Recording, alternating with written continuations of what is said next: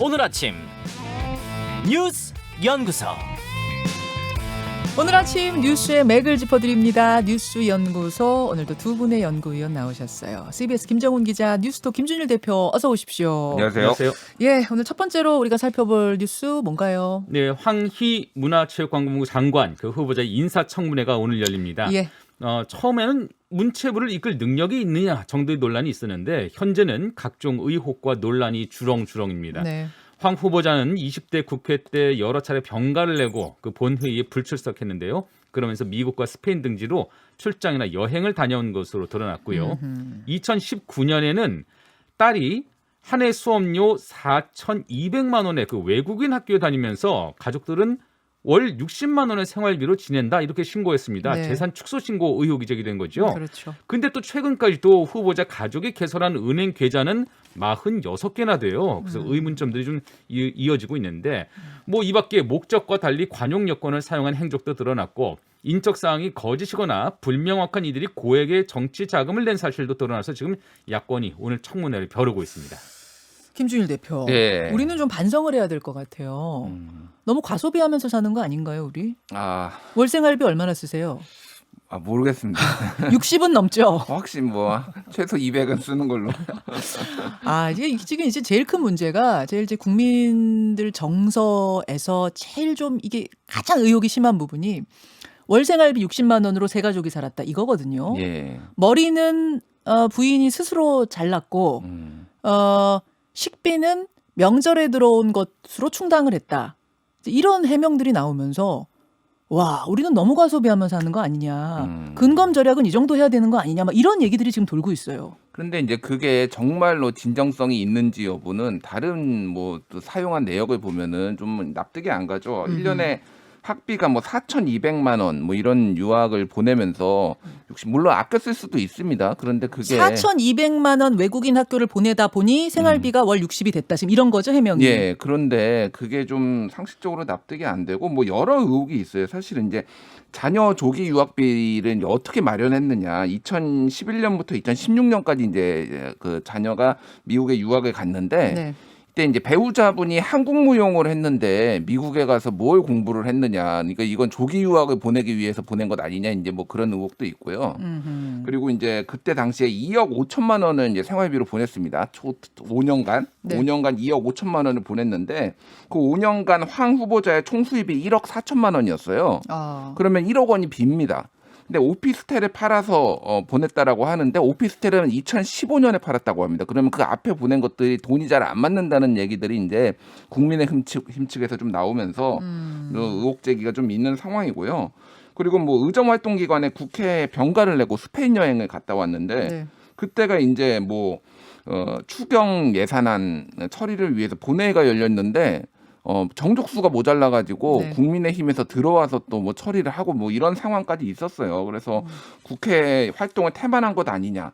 그리고 의정 활동 중에 박사학위 논문을 받았는데 이게 지도교수가 만든 용역 보고서와 한 30페이지 정도가 거의 비슷하다. 그러니까 그 의원실에서 용역을 줬는데 그러고 나서 이분이 이제 박사학위를 딴 거죠, 황 후보자가. 예. 근데 그 용역 내용이 그 논문에 활용된 거 아니냐? 지금 그런 건 거죠? 그렇죠. 그러니까 거의 유사한 부분이 또 있다. 그래서 표절 아니냐 이제 이런 약간 의혹까지 나오는 거고 사실 2018년에 박사학위를 땄는데 모르겠습니다. 의정 활동을 열심히 하시면서 또 박사 활동을 딸 수도 있는데 이게 박사 뭐 이 논문 쓰는 게 그렇게 만만하진 않거든요. 그러니까 제대로 안 한 거 아니냐 뭐 이런 의혹도 있고.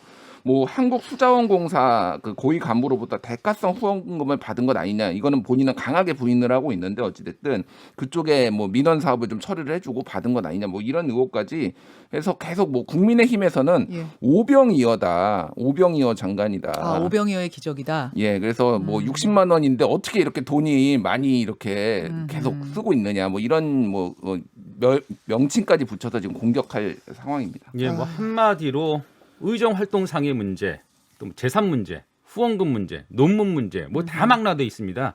뭐 현재까지 제기된 의혹들은 뭐 과거와 같은 뭐 과도한 신상 털기 수준은 아닌 것 같고요. 네. 근데 궁금한 거는 장관 후보자로 지명하기 전에 청와대가 인사 검증을 분명히 했을 텐데요. 네. 이를 다 확인했을까?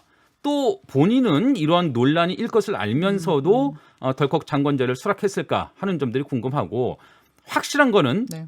이미 뭐 의미가 없어진 인사청문회에 거쳐서 장관으로 임명될 것이라는 점이겠죠. 하하.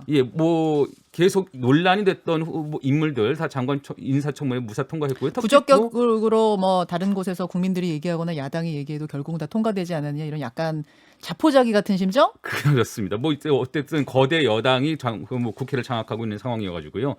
어쨌든 뭐 그래서 결국은 우리는 관련 경력이 전무한 그리고 여러 가지 시비와 논란에 휩싸인 문화체육부 장관이 곧 등장할 것 같은데요.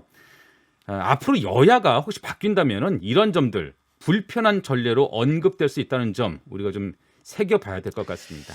일단 당사자의 해명을 지금 뭐 조각조각 나오는 거 말고는 직접 들은 적이 없잖아요, 우리가. 그래서 오늘 인사청문회를 통해서 뭐 해명은 들어봐야겠습니다만 지금 사전에 아마 여야의 인사청문 위원들이 저 답변도 받아보고 또 취재도 하고 했을 거예요. 오늘 2부에서 여야의 인사청문 위원들 통해서 미리 보는 인사청문회, 미니 인사청문회 뉴스쇼에서 진행해 보겠습니다.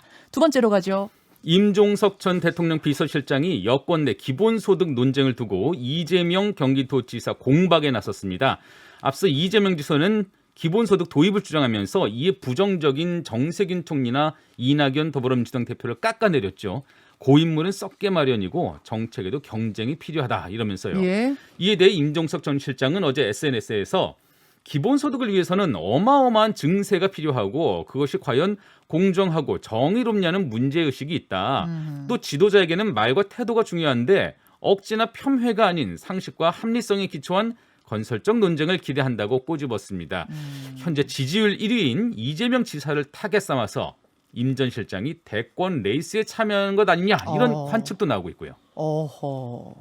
김준일 대표. 예. 어떻게 보셨어요, 이 SNS 글? 일단 뭐 존재감 좀 부각시키는데 1위를 저격하는 것만큼 좋은 게 없죠. 어찌됐든 1위에 대해서 얘기가 나오면서 본인도 얘기가 나오니까 그래서 확실히 이거는 의도된 발언이었다라고 볼 수밖에 없어요. 그동안 임종석 실장이 정치연합에서 딱히 발언을 한 게 없습니다. 최근에. 근데 이거는 딱 집어서 이재명 지사 그리고 이낙연 대표를 약간 옹호하는 발언이었잖아요. 네. 전체적으로 보면은 이거는 어찌됐든 존재감을 부각시키는 거고 그리고 이재명 지사를 1등을 견제한다. 이것도 이제 의미가 있는 거죠. 어찌됐든 지금 친문 진영이 지금 이낙연 대표로 모였다가 지금 약간 흔들리면서 양강 구도에서는 끼어들 자리가 없는데 이렇게 1강 구도면 오히려 여러 후발주자들한테 기회가 생긴다라는 거예요. 그래서 유인태 국회 사무총장도 이 자리에서 며칠 전에 얘기하지 않았습니까? 월간 유인태에 나와서 사실은 이제 대선 질문했을 때 저는 그런 답변이 나올 줄은 몰랐거든요. 대선 레이스에 대해 질문을 했을 때 586 세대 꽤 여럿이 이미 대선 레이스를 준비하고 있는 것으로 안다. 이런 이야기를 하셨어요. 그렇죠. 586들이 이제 50대 후반으로 중후반, 이제 운동권들은 특히 이제 중후반으로 넘어가고 있어요. 그래서 근데 사실은 이재명 지사도 뭐 학번으로 따지면 82학번이라서 거기도 뭐 586이긴 합니다. 굳이 딱 운동권은 아니었지만 학교 다닐 때 어찌됐든 근데 이제 뭐 이제 견제, 이재명 견제 이거 두 가지를 해서 친문에 이제 어떤 뭐 표심을 얻겠다라는 건데 다만 전략이 지금 기본소득 아젠다를 가지고 붙으면은 이거는 이재명 지사한테 무조건 유리합니다. 그러니까 기본소득이라는 것이 뭐 실현될지는 모르겠으나 전체적으로 보면 이거는 이재명 지사가 가지고 있는 어떤 틀에서 노는 거거든요. 그래서 이거는 전략적으로 어떻게 좀 봐야 될지는 봐야 될 것 같고 하나는 이제 추후에 어떤 발언이 나오는지 이거는 남을 저격만 해서는 본인이 정치인으로서 성장할 수 없거든요. 본인의 어떤 포부, 야심, 뭐 아젠다 이런 것들이 나오기 시작하면 이거는 본격적으로 나서는 것이다 이렇게 해석을 할 수가 있는 거죠. 임종석 실장의 어제 SNS 글이 뭐 정치인들 글 많이 쓰잖아요. 하루에도 몇 개씩 쓰는데 왜 주목받느냐 하면 바로 이 지점 대선 출마를 하려고 이러는 거 아니냐 해서 주목받는 거예요. 결국은 김정은 기자. 저는 뭐 계속 세대 차원의 그 움직임을 좀 주목하고 싶은데요. 뭐 사실 대선을 앞둔 86세대 등판론은 뭐 최근까지도 꾸준히 나오고 있죠. 얼마 전에 유인태 사무총장 말씀도 있었지만은 전 사무총장 말씀도 있었지만, 근데 이제는 정치 비평을 절대 하지 않겠다 이렇게 선언을 했던 유시민 노무현재단 이사장이 며칠 전에 유튜브 알릴레오에 나와서 또 이런 말을 했습니다. 86세대는 6월 항쟁의 마지막 세대고 아직도 우리는 6월 항쟁의 연장선상에 있다. 한국 정치의 주도성이 6월 항쟁 그 흐름 안에 있고 새로운 단계의 시대는 오지 않았다. 이렇게 말을 했거든요. 이게 86세대가 이제야 이제 기지개를 켜야 된다. 기지개를 펴야 된다. 이런 말인데 그 세대에 대한 책임론에 대해서도 다분히 그 보수 언론이 지어낸 프레임이다. 이렇게 잘라 말했습니다. 그러니까 임종석 전 비서실장 개인의 선택도 그렇지만 그 세대 차원에서 이번에 다가온 대선을 준비하는 그런 모종의 움직임 우리가 좀 주목을 해봐야 될 것 같습니다. 아니냐. 뭐 큰 흐름을 지금 보고 있는 건데 하여튼 지켜보겠습니다. 세 번째 주제로 가죠. 네, 카카오를 창업한 김범수 이사회 의장이 자신의 그 재산 절반 이상을 사회에 기부하겠다고 밝혔습니다. 네. 김 의장은 어제 카카오와 계열사 전 임직원에게 보낸 신년 메시지에서 앞으로 재산의 절반 이상을 사회 문제 해결을 위해서 기부하겠다는 다짐을 하게 됐다. 격동의 시기에 사회 문제가 다양한 방면에서 더욱 심화되는 것을 보며 결심을 더 늦추면 안 되겠다는 생각이 들었다고 말을 했습니다. 재산이 얼마나 된다고요? 10조? 김 의원 재산은요, 개인 명의 그 카카오 주식 등 총 10조 원이 넘는데요. 그러니까 그 절반이라면 이제 5조 원 이상을 기부하겠다 이런 뜻이죠. 그는 앞서서 노력보다 훨씬 많이 얻은 분은 덤일 뿐이다 이렇게 얘기해 오면서 네. 지난해에도 코로나19 그 극복을 위해서 20억 원의 그 사재를 기부하기도 했었거든요. 네, 네. 재산 절반을 내놓겠다는 계획이 실행되면은 국내 역대급 기부 사례로 기록될 전망입니다. 사실은 20억도 어마어마하다고 우리가 그랬었는데 재산 절반 얼마야 하고 보니까 5조 원이나 돼요. 몇 조 단위죠. 예. 야, 어디에 얼마나 기부할지도 밝혔습니까?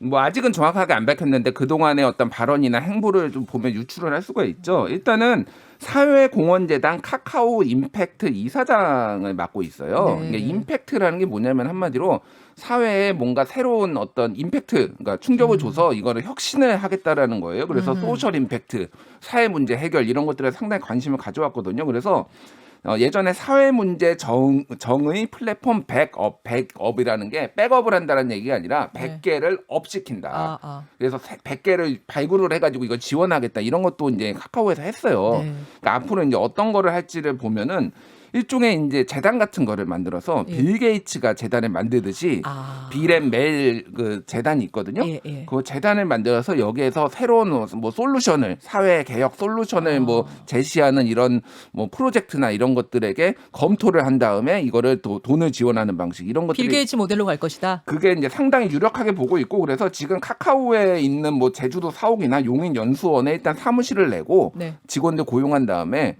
프로젝트 가동할 것이 아니냐 이런 관측들이 지금 나오고 있는 상황이에요. 그 김범수 의장이요.